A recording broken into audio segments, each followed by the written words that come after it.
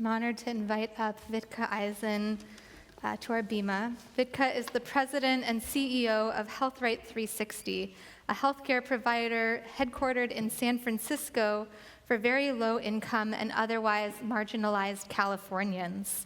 With over 40 years of experience in human services, Vitka has dedicated her career to supporting people and communities struggling with addiction and incarceration through the provision of integrated, compassionate, and relevant care. Since being appointed to her current role in 2010, Vitka has led HealthRight 360 through a series of mergers, growing the organization to serve over 40,000 people annually. And I'll just say personally that Vitka is somebody who carries a lot of Torah, who carries a lot of wisdom with her. Thank you.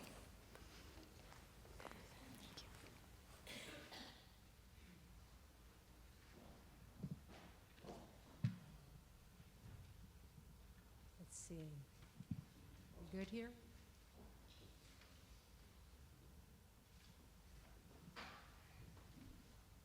Might need a little help. I know I'm not sure I could talk that loud. Thank you. Thank you. Shabbat Shalom. It's very good to be with you.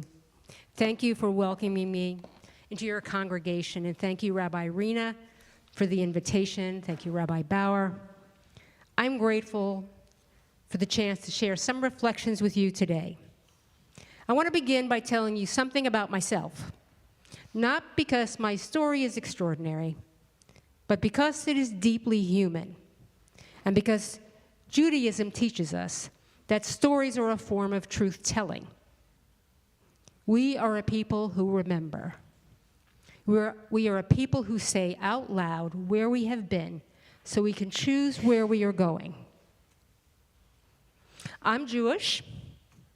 I was raised in a middle-class Jewish household in the Bronx, and I'm also a person who struggled in my young adulthood with heroin addiction. That sentence still makes some people uncomfortable. Sometimes it surprises me too. But discomfort has never been a particularly Jewish reason to avoid the truth. If that were true, the Talmud would be a very short book. My addiction didn't begin in an alley or on the street. It began quietly, privately, gradually. Like many people, I was trying to soothe the pain I didn't yet have language for. What started as relief became dependence. What felt like control slowly became captivity. Judaism has a word for that place, Mitzrayim, Egypt, the narrow place. Addiction is a narrow place, marked by a profound crisis of connection. It is what happens when someone becomes deeply connected from their body, from their own worth, from other people, and often from God. Substances become a substitute for relationship. They numb pain, but they also deepen isolation. And isolation is where suffering takes root. For a long time, I lived there, isolated, ashamed, and convinced that if people really knew me, I would be rejected. Judaism understands this condition deeply. From the very beginning of Torah, we are told it is not good for a human being to be alone or to do alone. So what made the difference for me? What saved my life was not my individual willpower, and it was not judgment, it was not punishment, or the threat of the criminal justice system. It was not guilt, shame, misery, or homelessness, all of which I had experienced. What I have come to appreciate over years of working in the field is what saved my life was care and connection. I found a path to healing through the very programs I lead today. Originally Haight-Ashbury Free Clinics in Walden House, now known as HealthRight 360. It is important for you to know that HealthRight 360 was not my first program or my first attempt at getting off drugs. In fact, I made at least 7 other efforts before, and in each, I had a recurrence of drug use, and I left the program out of shame or fear, because I had failed or I had broken trust. When I finally reached out to the free clinic and was connected to Walden House, they didn't ask for me to prove my worth or to demonstrate my commitment to abstinence before offering help. They asked only for my trust and my honesty. They treated addiction as a health, learning, and social condition, not a moral failure. They wrapped clinical care with dignity, structure, love, and human relationship. They recognize that a person's quirks and challenges are what makes them uniquely human, and they saw possibilities within me that I could never see in myself. And they did this through authentic and honest connection. Connection is the thread that brings people back to health. Recovery happens in relationship, and healing happens when people are seen. Redemption happens when someone holds hope for you until you can hold it for yourself. Today, my life is unrecognizable from those years. I eventually finished college. I earned a master's degree in social work, and because you're all Jewish here, and you know my parents would have been very upset if I didn't say this, I also earned a doctorate from Harvard. Who'd have thought? I now run the largest community-based treatment organization in California. It is certainly not where I thought I would end up when I was heading up those stairs into treatment 40 years ago.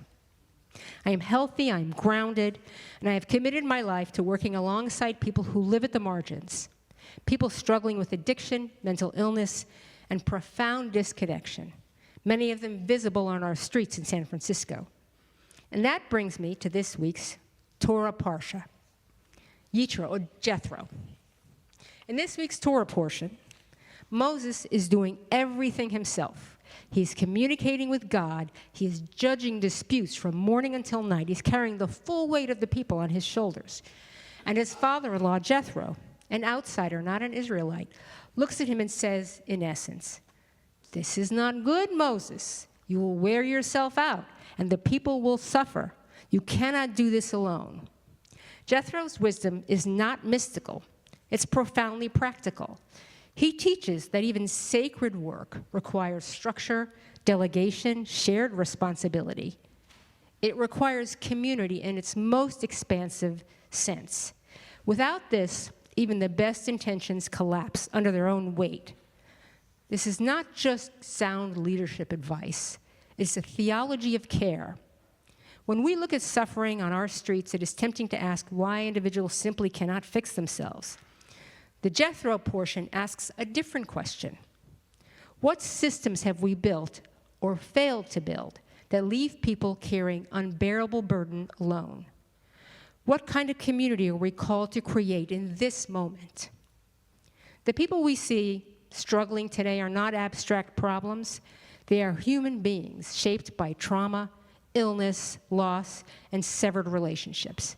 Many are living without stable shelter, but more fundamentally, many are living without stable connection. Addiction does not heal in isolation, and though it seems to be taken as fact these days, it does not heal through policing and prisons. Mental illness does not stabilize without relationships, and human beings do not recover when they are left to carry everything alone. What does Judaism teach us? That every person is created in the image of God, not only when they are well, not only when they are easy to engage, not only when their lives make sense to us, but always. That belief has consequences, not only for how we feel, but for how we organize ourselves as a community. What are we taught as Jews? If I am not for myself, who will be for me? But if I am only for myself, what am I? The Jethro portion of the Torah lives right inside that tension. Yes, people have a responsibility for their own lives, and no one becomes whole alone. No one heals alone. I know that you in this congregation understand that wisdom means resisting simple answers to complex suffering. It means staying curious. Is not questioning fundamental to Judaism. This means we look to research and to true innovation. We must join together to build systems that reflect our values, systems that make care and connection possible over time. It means, as we are reminded to do in the Torah more times than any other directive or commandment, we embrace the stranger because we too were strangers once ourselves. This is particularly salient in these times. So what do I see when I walk the streets of San Francisco? I see human beings, people in prolonged Mitzrayim, narrow places shaped by disconnection. And I've also been blessed to witness what becomes possible when care is shared and responsibility is distributed. For me, hope does not come from pretending this is simple. Hope comes from staying engaged. And here's the hopeful truth. When people are met with consistent care, meaningful relationship, and pathways back into community, they get better. They reconnect, they find their footing, they come home to themselves and to others. I am living proof of that. And so are thousands of people whose names you will never know, including those who may seem most lost on our streets. I've been blessed to witness this transformation. Judaism teaches that redemption is not a single moment, it's a process, built patiently, collectively, and imperfectly. So let me call with a call to action in the spirit of Jethro. You do not have to do everything, but you can do something. Stay curious, resist simple narratives, support efforts, public and private, that focus on human connection. And when you encounter someone who is struggling, remember that the most Jewish response is not detachment, but compassion. Not distance, but proximity. I did not arrive at my life today that I lived the life I live today alone. I came here through the love of family, community, and people who stayed when it would have been easier to turn away. And I am sustained in my work for nearly 40 years now by that same shared responsibility. My parents, first-generation descendants of shtetl Jews, have passed away. May their memory be for a blessing. They lived to see me emerge whole from my own Mitzrayim, married, healthy, drug-free, and yes, at Harvard. They were proud, but mostly they were grateful. I only wish they could have seen me here today. It would have given them much more nachas than I can ever imagine. I want to thank you all again for granting me this precious time with you. I want to express my deepest gratitude to this congregation for adopting one of our programs, Women's Hope in the Mission District, a residential treatment program for pregnant women and their children, for they and their children are our future. Shabbat Shalom.